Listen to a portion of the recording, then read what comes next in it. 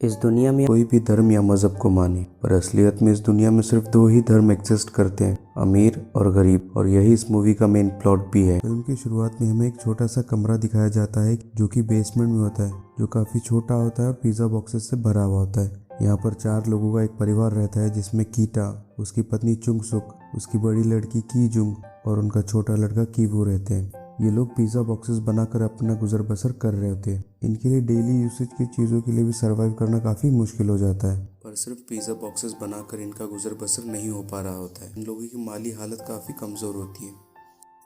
एक दिन कीवू का दोस्त उनसे मिलने आता है और साथ में वो एक पत्थर भी लाता है। इस पत्थर को कोरिया के लोग काफ़ी शुभ मानते हैं। ऐसा माना जाता है कि यह पत्थर आने से घर में पैसे, समृद्धि और गुड लगाता है। कीवू का दोस्त उसे अपने साथ में ले जाता है। बात करते वक्त कीवू उसे बतलाता है कि उसकी माली हालत ठीक नहीं है। इस पर उसका दोस्त यह कहता है कि वो एक अमीर लड़की को ट्यूशन पढ़ा रहा है, पर आगे की स्टडीज के लिए उसे फॉरेन जाना है, जिस वजह से वो अब उसकी क्लासेस नहीं ले पाएगा। कीवू से कहता है कि वो उस लड़की को इंग्लिश की ट्यूशन चाहे तो दे सकता है, उसके बदले में उसे अच्छे खासे पैसे मिल जाएंगे। इसके रिस्पॉन्स में कीवू उसे यह बतलाता है कि उसके पास कोई यूनिवर्सिटी की डिग्री नहीं है, जिस पर उसका दोस्त उसे यह कहता है कि कीजुंग, जो कि ग्राफिक डिज़ाइनिंग और पेंटिंग में काफ़ी अच्छी है, वो उसे एक फेक डिग्री बनवा के दे सकती है। कीवी को यह बात पता होती है कि उसकी बहन काफ़ी क्रिएटिव डिज़ाइनिंग में अच्छी है, तो वो उससे ये बात कह देता है और कीजुंग उसे एक अच्छी सी डिग्री बनाकर दे देती है। और यहाँ पर कीवू का दोस्त भी उसकी सिफारिश कर देता है पार्क फैमिली से, जहाँ पर वो ट्यूशन पढ़ाया करता था। यहाँ पर हम देखते हैं कि पार्क फैमिली का घर काफ़ी आलीशान और बड़ा होता है। मियाँ बीवी, एक बड़ी लड़की डाहाई जिसे कीवू को ट्यूशन पढ़ानी है, और एक छोटा लड़का दासोंग।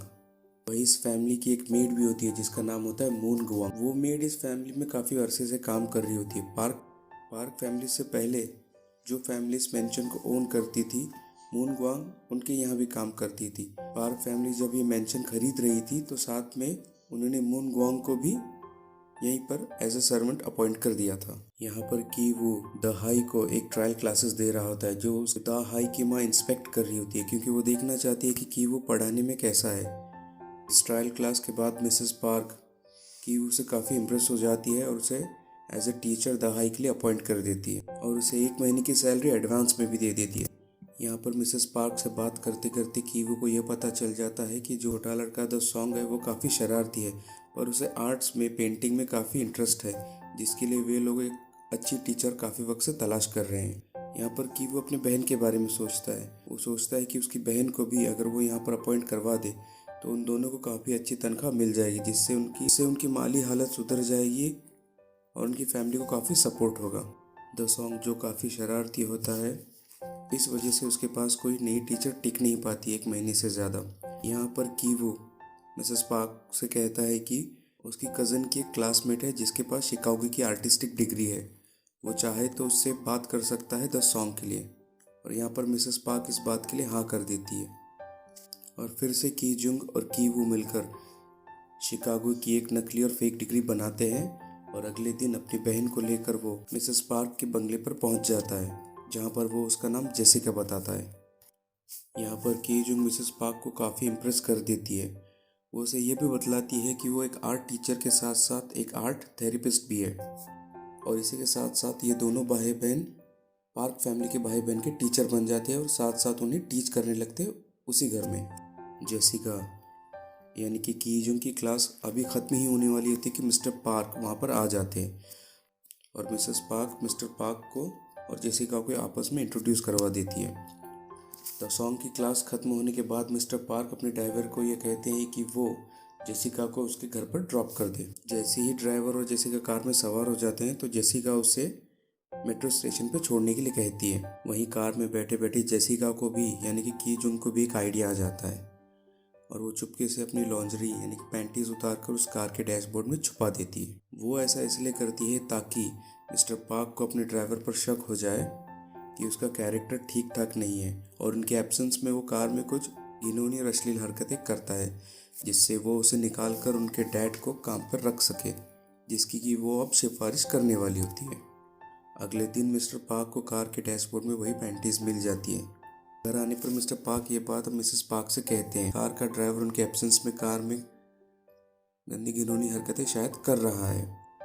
तभी वहाँ पर जेसिका आ जाती है। मिसेस पार्क जेसिका से पूछती है कि क्या कि कल रात ड्राइवर ने उसे घर छोड़ते वक्त कोई हरकत की थी। इस पर जेसिका मिसेस पार्क को यह बतलाती है कि उसे उनके ड्राइवर पर भरोसा नहीं था, इसलिए उसके लाख पूछने पर भी वो उसके साथ घर नहीं गई बल्कि मेट्रो स्टेशन पर उतर गई, जिससे मिसेस पार्क को अब यकीन हो जाता है कि उसका ड्राइवर उनके एब्सेंस में कार में अश्लील हरकतें करता था।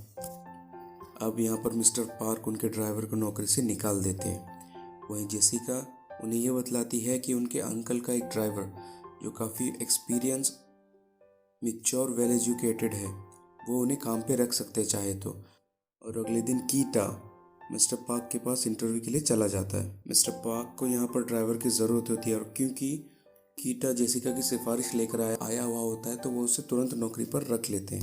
अब ये तीनों बाप बेटा बेटी इसी घर में नौकरी कर रहे होते पर एक दूसरे से एकदम अनजान बनकर ये आपस में इंटरेक्ट नहीं करते। ये एकदम अजनबी की तरह रहते पार्क फैमिली। वहीं दूसरी ओर दहाई और कीवू के बीच में क्लासेस के वक्त नज़दीकियाँ बढ़नी शुरू हो जाती है और वे दोनों एक दूसरे को पसंद करना शुरू कर देते हैं।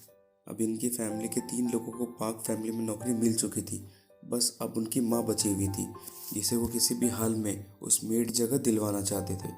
पर वो मेड यहाँ पर कई सालों से काम कर रही होती है तो उसका ये नौकरी छोड़ना या छुड़वाना काफ़ी मुश्किल हो जाता है। इसलिए ये चारों की फैमिली मिलकर एक प्लान बनाती है जिससे वे उस मेड को निकलवा कर उनकी माँ को वहाँ पर नौकरी दिलवा सके। अब यहाँ पर उनकी फैमिली को यह पता चल जाता है कि उस मेड को पिच से एलर्जी होती है, इसलिए ये लोग पिच को रब करके उसका पाउडर निकाल कर उस मेड के ऊपर डाल देते हैं, जिससे कि उसे खांसी और छींक आना शुरू हो जाती है। ये लोग ऐसा कई बार करना शुरू कर देते हैं। यहाँ पर मेड को लगता है कि शायद वो बीमार है तो वो हॉस्पिटल में जाती है, जहाँ पर कीटा उसकी फ़ोटो निकाल कर मिसेस पार्क को दिखा देता है। यहाँ पर कीटा यह भी कहता है कि शायद उनकी मेड को टीबी है, क्योंकि उसने उस मेड की और नर्स की बातें सुन ली थी जिसमें कि नर्स उससे कह रही थी कि उसे टीबी है। कीटा और मिसेस पार्क घर पहुंचने ही वाले होते हैं। घर पहुंचने से पहले कीटा अपनी बेटी को फ़ोन पर मैसेज करता है कि वे लोग घर पर आ रहे हैं।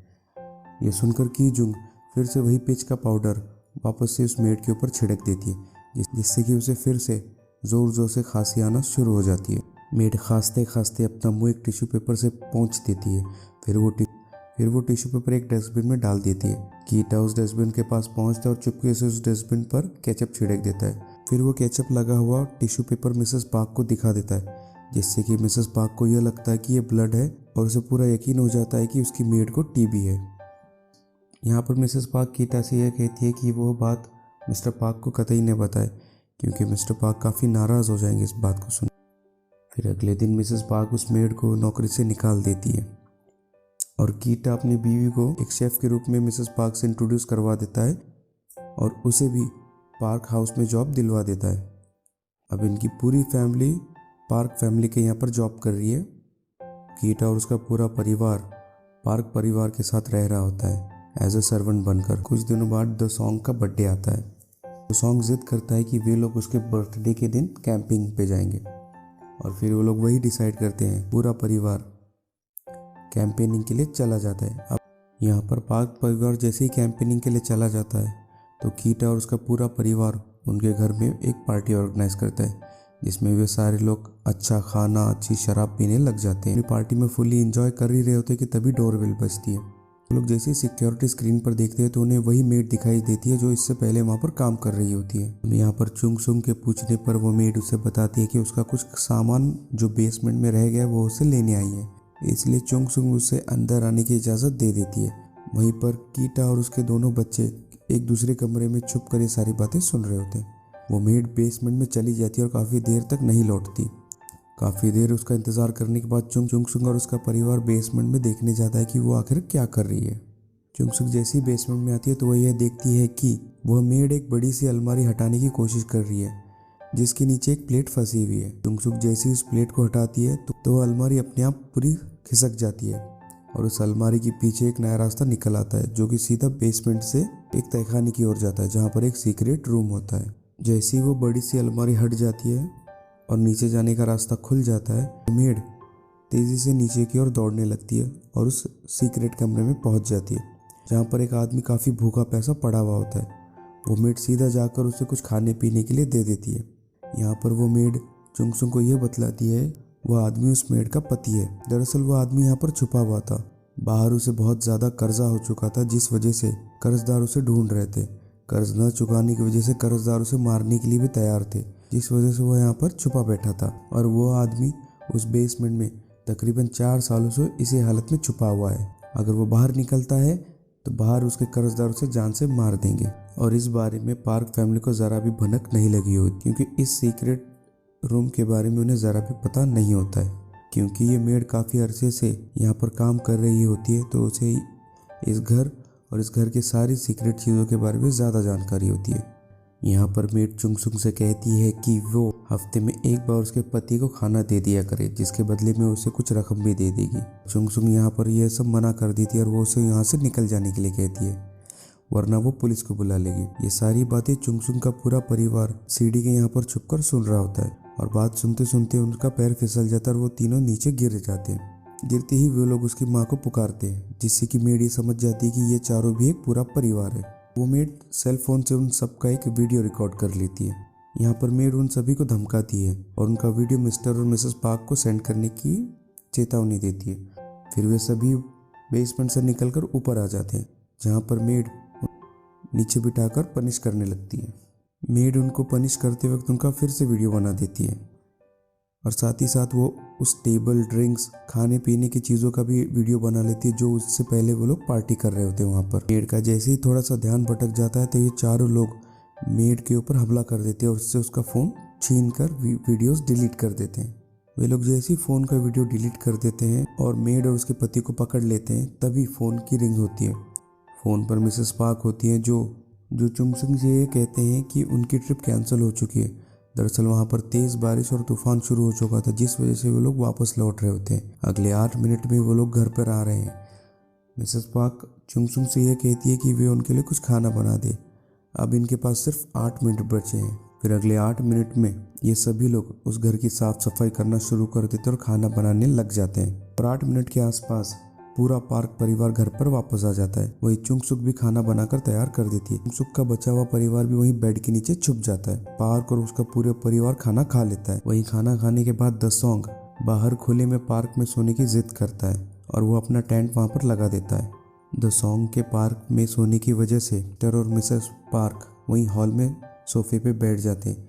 इसी सोफे के नीचे चुंगसुक का पूरा परिवार छुपा हुआ होता है। वहीं मिस्टर पार्क मिसेस पार्क से बात करते वक्त यह बतलाता है कि जब भी उनका ड्राइवर उसके आसपास होता है तो उसे एक अजीब सी गंध आती है, जो पसंद नहीं होती है। ये बदबू कीटा में वहाँ से आती है जहाँ पर वो रह रहा होता है, क्योंकि वो लोग बेसमेंट में रह रहे होते हैं और उनके आजू बाजू में काफ़ी गंदगी होती है, जिस वजह से उनके शरीर में एक अजीब सी गंध आ जाती है। यह बात सुनकर कीटा को काफ़ी शर्मिंदगी और बुरा महसूस होता है। तरह रात आगे बढ़ती और मिस्टर और मिसेस पार्क नींद में पूरी तरह से खो जाते हैं। उनके नींद में पूरी तरह से सो जाने के बाद वे तीनों वहां से चुपके से निकल जाते हैं। जैसे ही अपने घर पर पहुंचते हैं, वो लोग देखते हैं कि तेज़ बारिश की वजह से उनका घर पूरा तरीके से पानी में डूब चुका है, जिस वजह से वो लोग वहाँ पर सो नहीं पाते। फिर वो लोग एक जगह जाते हैं जहाँ पर सारे रिफ्यूजीज पानी से बचने के लिए सोए हुए होते हैं और वहीं पर ये लोग सो जाते हैं। अगली सुबह मिसेस पार्क की जुंग को फ़ोन करती है और उसे कहती है कि आज दसोंग का बर्थडे है और उसे वहाँ पर आना चाहिए, और वो उसे इनवाइट करती है और वो साथ साथ कीवू को भी इनवाइट करती है। फिर मिसेस पार्क कीटा, जो कि अब उसका ड्राइवर है, उसे लेकर शॉपिंग पर जाती है। बर्थडे की ढेर सारी शॉपिंग कर वो जब वापस लौटती है तो कार में बैठकर उसे फिर से वैसी ही स्मेल आनी शुरू हो जाती है, जैसा कि उसके हस्बैंड ने लास्ट नाइट उससे डिस्कस की थी। और उसकी स्मेल की वजह से वो अपनी नाक पर हाथ रख लेती है। ये सब कीटा देख रहा होता है मिरर से और उसे बहुत ज़्यादा बुरा लगने लगता है। अब हम देखते हैं कि कीवू और उसके स्टूडेंट दहाई अपने कमरे में होते हैं। वहीं कीवू गैलरी से देख रहा होता है नीचे सारे अमीर लोग खड़े हुए हैं। वो दहाई से कहता है कि वो उनमें से नहीं है, जिस पर दहाई उसे गले लगाती है और उसे कहती है कि हाँ वो उनमें से ही है। दहाई से बात करने के बाद कीवू अपने बैग से वही लकी पत्थर निकालता है जो उसके दोस्त ने उसे शुरुआत में दिया था। अब कीवू को मेड और उसके हस्बैंड की फिक्र सता रही थी कि वो लोग पूरी रात से बेसमेंट में कैद है। यहाँ पर हम देखते हैं कि उस मेड की पिछली रात ही मौत हो चुकी थी। दरअसल वे लोग जैसे ही उसे पिछली रात यहाँ पर छोड़ के गए हुए थे तो मेड तेजी से ऊपर आने की कोशिश करती है। चुंगसुक के अनजाने में दरवाज़ा बंद करने की वजह से मेड को चोट लगती है और वो सीधा सीढ़ियों से गिरकर नीचे आ जाती है, जिस वजह से उसकी वहीं पर मौत हो जाती है। अब कीव बेसमेंट का दरवाज़ा खोलकर नीचे उतरने लगता है और उसके हाथ में वही पत्थर होता है। नीचे सीढ़ियों से उतरते वक्त वो पत्थर उसके हाथ से छूट जाता है। कीव नीचे उतरकर वो पत्थर अपने हाथ में ले लेता है और वो जैसे ही मुड़ता है तो उस मेड का हस्बैंड उसके गले में रस्सी डालकर उसे ज़ोर से खींचने लगता है। फिर वो मेड का आदमी उसे रस्सी से एक जगह बांध देता है और उस पर उसी पत्थर से हमला करना शुरू कर देता है। कीव कैसे तैसे वहाँ से उठकर भागने लगता है, पर गले में रस्सी होने की वजह से वो एक जगह अटक कर गिर जाता है, जिस पर वो आदमी उस पत्थर से उसके सर पर ज़ोर ज़ोर से वार करना शुरू कर देता है। अब वो आदमी बाहर निकलकर बर्थडे पार्टी में आ जाता है। वह आदमी जैसे ही बर्थडे पार्टी में आता है वह देखता है कि किंग जुंग केक लेकर द सॉन्ग के पास जा रही थी। वो किंग जुंग को वही पहचान लेता है और एक चाकू लेकर उस पर हमला कर देता है और वो चाकू सीधा उसके सीने के आर पार कर देता है। ये अपनी बेटी पे हमला होते देख चुंगसुक भी एक हथियार लेकर उस आदमी की ओर दौड़ पड़ती है और उन दोनों में लड़ाई शुरू हो जाती है। इस लड़ाई में चुंगसुक उसे मार देती है और वो आदमी तड़पते हुए वहीं गिर जाता है। वहीं कीटा भी अपनी बेटी के पास चला जाता है और अपने अपने हाथों से उसके घाव की जगह को प्रेस करता है, जिससे कि और ज़्यादा खून ना निकले। यह सब मंजर देख के द सॉन्ग बेहोश हो जाता है। अब मिस्टर पार्क द सॉन्ग को हॉस्पिटल ले जाना चाहते हैं क्योंकि वो बेहोश हो चुका है, पर उनकी कार की चाबी उस मेड के हस्बैंड के नीचे दबी हुई होती है, जिसे लेने के लिए वे उस आदमी के पास चले जाते हैं। जैसे ही वो उस आदमी के पास पहुंचते हैं तो उसे उसके भीतर से वही बदबू आनी शुरू हो जाती है जो उसे कीटा से आ रही होती है। वो जैसे ही रुमाल अपनी नाक पर रख लेते हैं, यह देखकर कीटा के चेहरे का हाव भाव भी बदल जाता है और वो काफ़ी गुस्से में आ जाता है। मिस्टर पार्क जैसे ही चाबी लेकर वहाँ से जा रहे होते हैं तभी कीटा वही चाकू लेकर उन पर हमला कर देता है और उन्हें मार देता है। कीटा ऐसा इसलिए करता है कि उसकी अपनी बेटी वहाँ दर्द से खून बह जाने की वजह से मर रही होती है, पर मिस्टर पार्क को अपने बेहोश हुए बेटे के बारे में ज़्यादा फिक्र सता रही थी। यानी मिस्टर पार्क की नज़र में उन लोगों की जान की कीमत या अहमियत ज़रा भी नहीं है, इसलिए गुस्से में कीटा उनके सीने में चाकू मार देता है, जिससे उनकी वहीं पर मौत हो जाती है। कीटा ये सब एक गुस्से की हालत में कर देता है। अब उसे इस बात पर काफ़ी अफसोस होता है और वो वहाँ से तुरंत भाग जाता है और उसी बेसमेंट वाले कमरे में जाकर छिप जाता है। वहीं अगले सीन में हम ये देखते हैं कि कीवू अभी मरा नहीं था, वो काफ़ी ज़ख्मी हो चुका था और उसे हॉस्पिटल ले जाया जाता है, जहाँ पर उसे काफ़ी वक्त लगता है ठीक होने में। होने के बाद उस पर और उसकी माँ पर केस चलता है जालसाजी और फ्रॉड के लिए, जहाँ पर अदालत उन्हें कोई सज़ा नहीं देती, बस उन पर एक छोटा सा जुर्माना लगाकर उन्हें छोड़ देती है। अदालत से छोड़े जाने के बाद कीवू अब उस घर के पास पहुँच जाता है जो कि अब पार्क फैमिली ने बेच दिया होता है। नए जर्मन फैमिली ने अब उस घर को खरीद लिया होता है। पार्क फैमिली का भी यहाँ पर कोई अता पता नहीं होता है। वहीं उसी घर के बेसमेंट में अब भी कीटा मौजूद होता है। कीटा यहाँ पर मोड्स कोड का यूज़ कर सिग्नल्स भेजता है, जिसमें कि लाइट्स को ऑन ऑफ करके मैसेज भेजा जाता है और जिसे बाहर कीवू डिकोड करके यह पता कर लेता है कि कीटा अब भी जिंदा है और उसकी हालत क्या है। मोड्स कोड ये एक सीक्रेट तरीका है बात करने का आपस में लाइट के थ्रू। अब कीवू अपने पिता के भेजे हुए सारे कोड्स को डिकोड करके उनकी बातें जानने की कोशिश करता है। कीवू अब ये भी निश्चय कर लेता है कि वो ढेर सारे पैसे कमाकर एक दिन वो उस घर को खरीद लेगा, जिससे कि वो अपने पिता को बाहर निकाल सके, और वह इस बारे में काफ़ी मेहनत करने लग भी जाता है। और एक दिन ऐसा आता है कि कीवू उस घर को खरीद भी लेता है, पर आगे हम ये देखते कि ये बस उसकी एक इमेजिनेशन है। असल में अब भी कीटा उस घर के बेसमेंट में कैद है, जो कि धीरे धीरे मर रहा है और जो बाहर आने के लिए तड़प रहा है, और कि वो बाहर मेहनत किए जा रहा है अपने पिता को बाहर लाने की। और इसी के साथ यह मूवी यहीं पे ख़त्म हो जाती है।